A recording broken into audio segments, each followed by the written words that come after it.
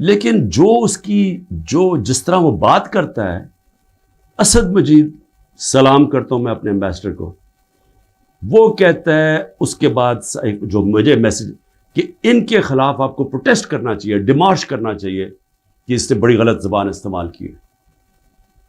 गैरतमंद diplomat हमारा,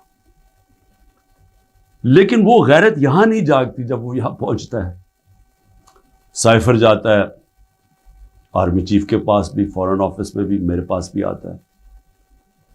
मैं जब वो देखता हूं मैं हैरान हो जाता हूं कि इसकी जुर्रत कैसे पड़ी है लिखने की, ये कैसे कह सकता है। और फिर जब मैं ये देखता हूं कि ये कह रहा है एक एम्बेसडर को कि अपने प्राइम मिनिस्टर को आपने हटाना है, तो फिर मैं देखता हूं कि ये मेरे लिए तो नहीं है। एम्बेसडर तो मुझे जवाब दे है, तो मुझे कौन हटा सकता है? पाकिस्तान में मुझे कौन हटा सकता था? एक ही आदमी, जनरल बाजवा। साइफर तो जनरल बाजवा के लिए है, उसने